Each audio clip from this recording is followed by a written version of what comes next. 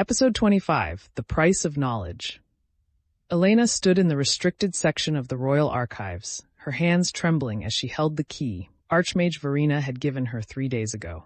The brass was cold against her palm, heavy with the weight of what it represented. Access to Seraphina Thornweave's sealed research on restoration and essence manipulation techniques.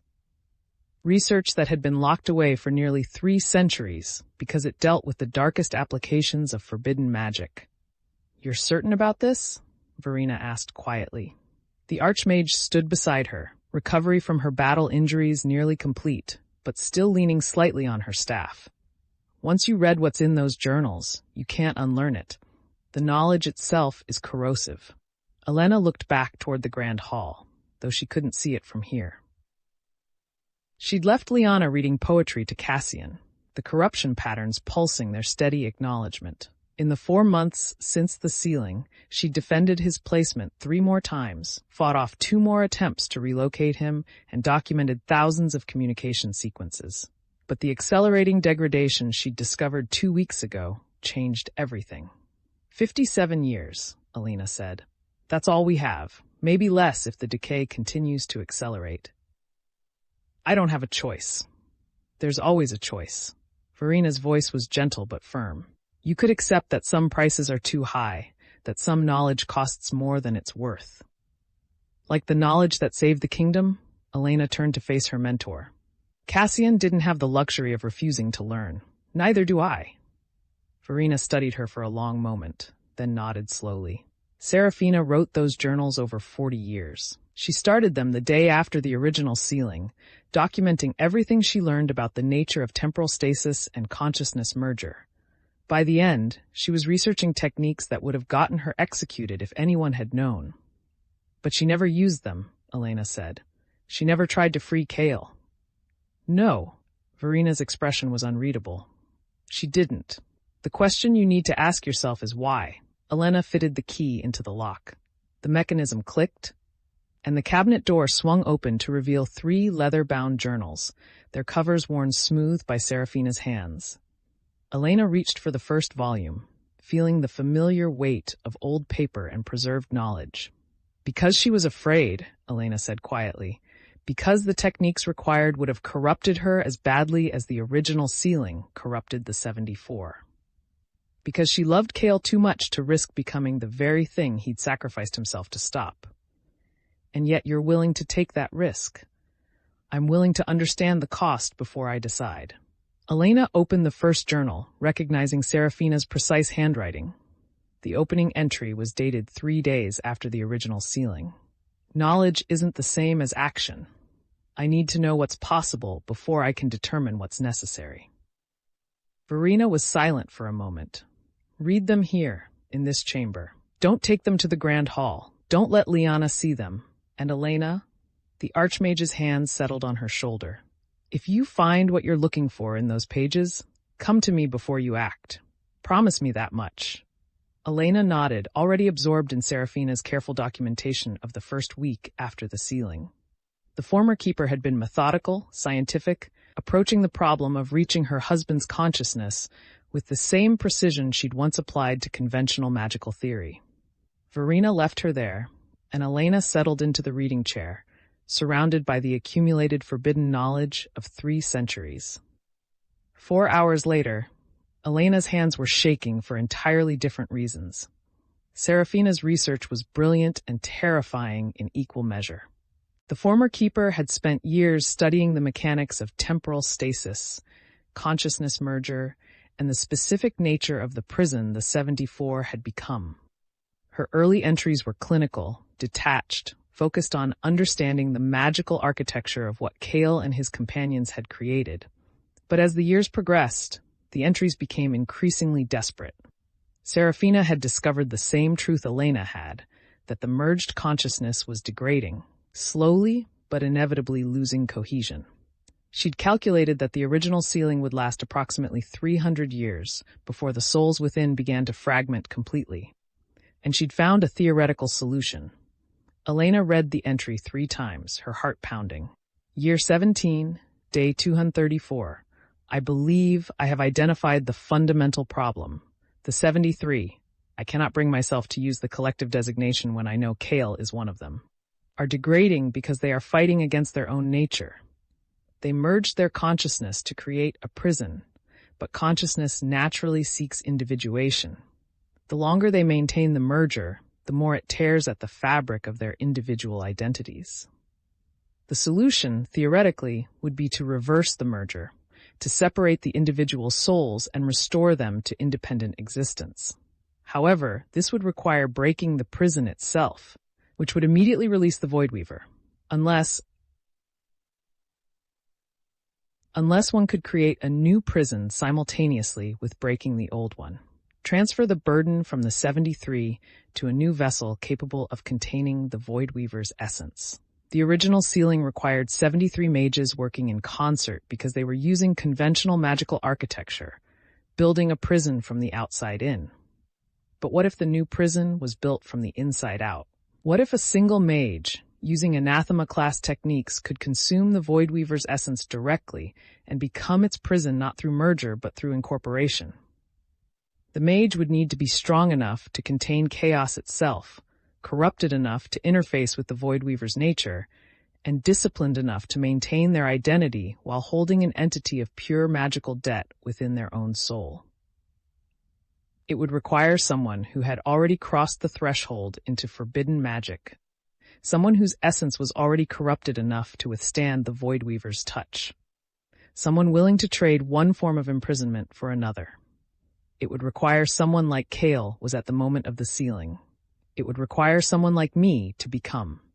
Elena's breath caught. She flipped forward through the journal, finding the continuation.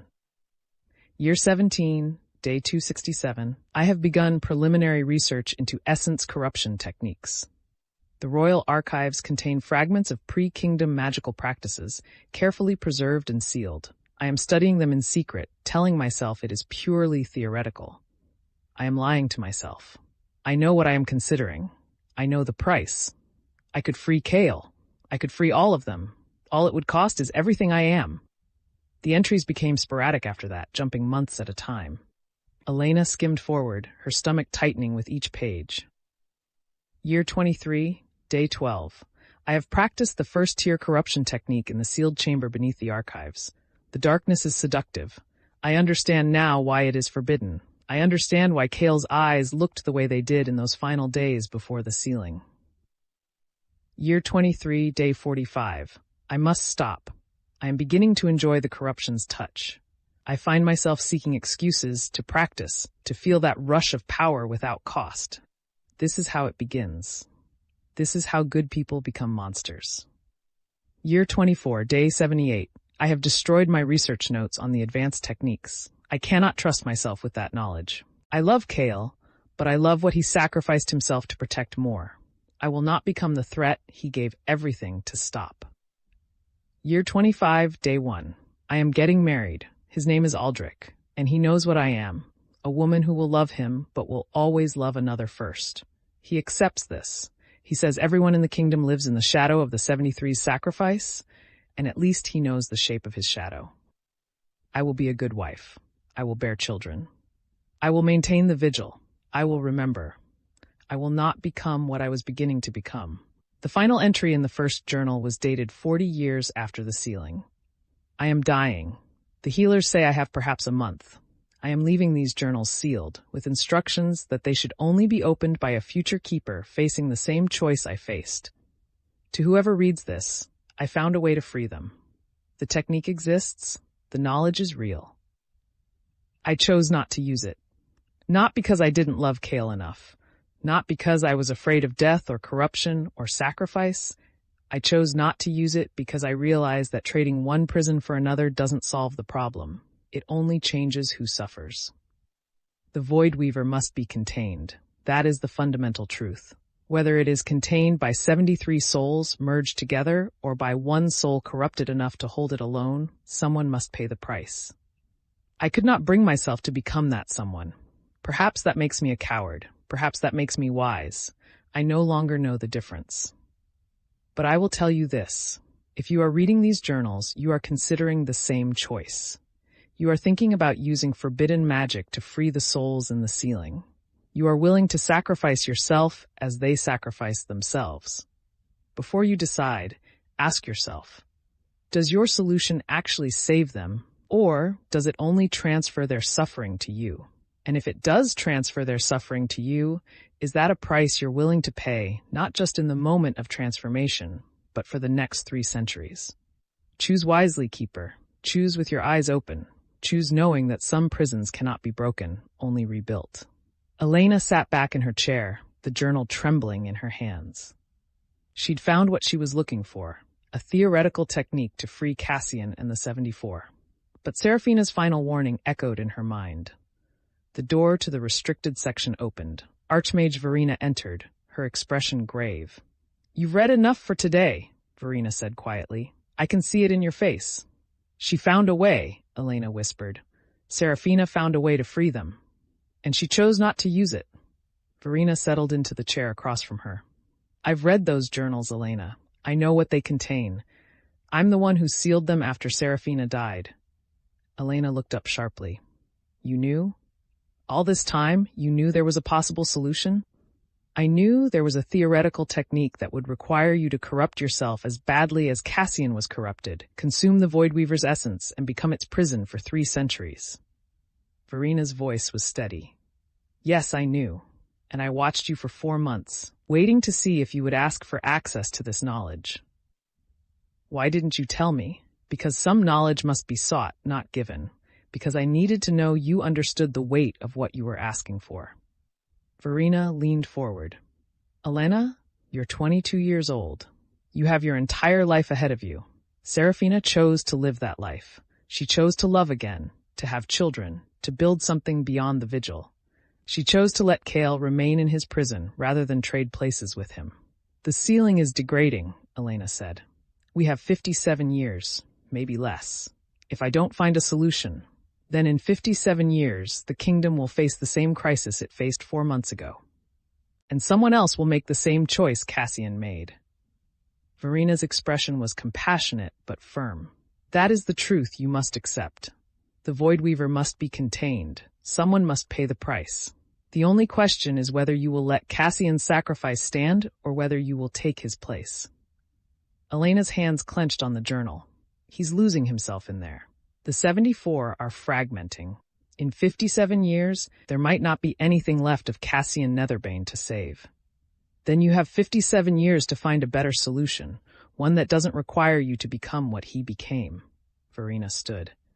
"Read the other journals if you must. Learn what Seraphina learned. But Elena, promise me you won't make this decision alone. Promise me you'll talk to Lyanna, to King Aldrich, to Mordain. Promise me you'll consider that there might be other options we haven't discovered yet." Elena nodded slowly. "I promise." Verena left her then, and Elena opened the second journal. Seraphina's research into corruption techniques was detailed, methodical, and absolutely terrifying. The former keeper had documented exactly what would be required to contain the Voidweaver alone. The progressive stages of corruption, the psychological changes, the physical transformations. By the time Elena finished reading, night had fallen. She closed the final journal and sat in the darkness of the restricted section, thinking about choices and sacrifices and the weight of knowledge that could never be unlearned. Seraphina had found a way to free Kale. She'd held that knowledge for 40 years and never used it.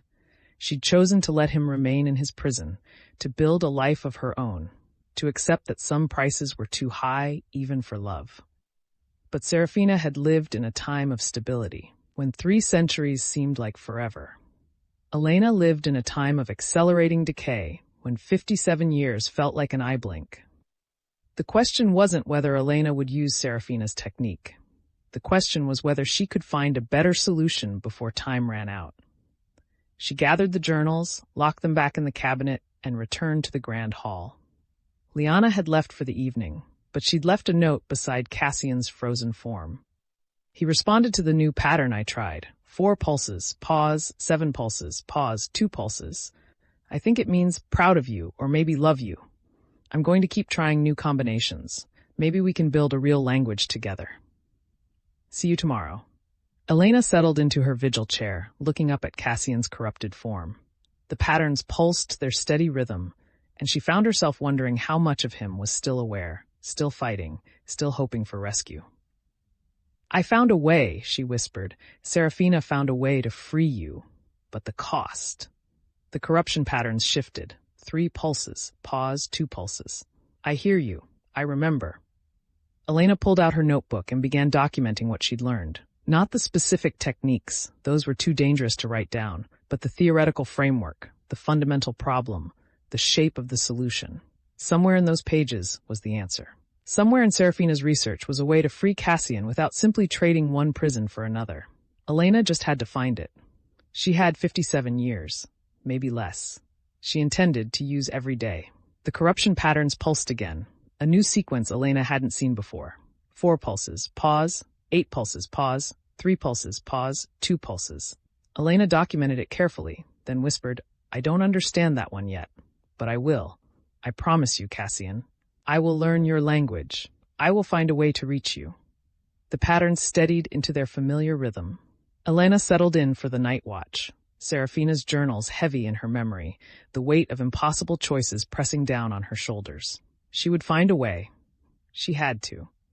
Because 57 years wasn't enough time to say goodbye to someone who'd given everything to save the world. Thanks for watching our stories. Don't forget to like and subscribe for more epic adventures. Thanks for watching our stories. Don't forget to like and subscribe for more epic adventures.